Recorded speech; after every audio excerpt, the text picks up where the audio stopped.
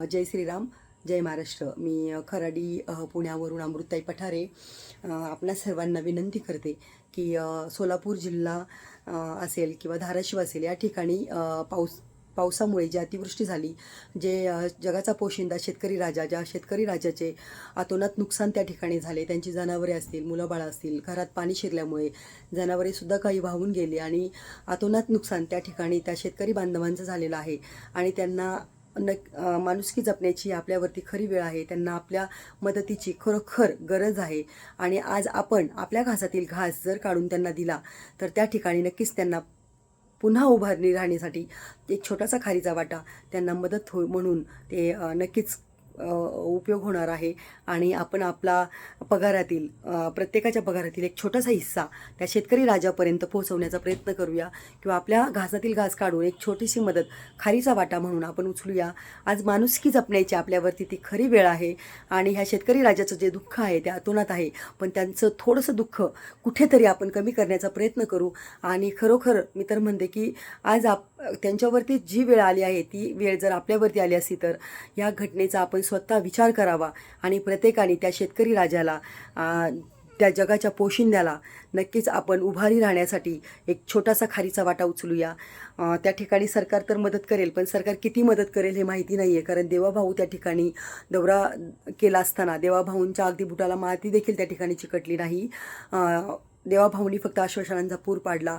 तो किती मदत करायची, काय करायची ते करू असं म्हणून ते त्या ठिकाणाहून निघून आलेत. ते किती मदत करतील हे आपणास माहिती नाही आहे, पण जास्तीत जास्त मदत त्यांनी करावी अशी मी देवाभाऊंना देखील विनंती करेल. आणि अजितदादा देखील त्या ठिकाणी गेले, त्यांनी देखील त्या ठिकाणी दौरा केला, पण अजितदादांच्या डोळ्यावरचा गॉगलसुद्धा त्या ठिकाणी खाली आलेला नाही आहे. अशा वेळेस आपण या सरकारकडनं काय अपेक्षा करणार?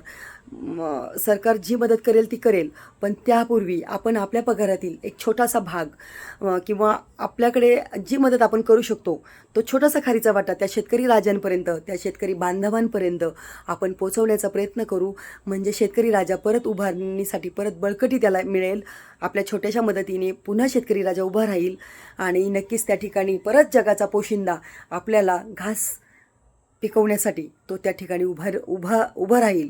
आणि मी नक्कीच म्हणून सांगू इच्छिते सर्वांना की ज्याच्या परीने जेवढी मदत त्या शेतकरी बांधवांना आपण करू शकतो तेवढी मदत आपण आपल्या परीने करूया आणि खरी माणुसकी या ठिकाणी आपण जपूया.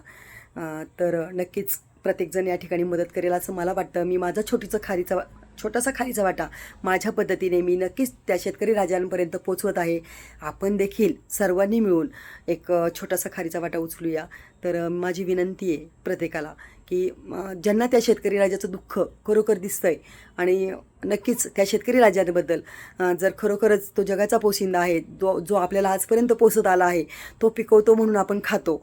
आणि नक्कीच आज आपण आपल्या घासातला घास काढून त्यांना देऊया. एक छोटासा खारीचा वाटा आपण उचलूया अशी मी सर्वांना विनंती करते. आणि या ठिकाणी मी थांबते. जय हिंद, जय महाराष्ट्र.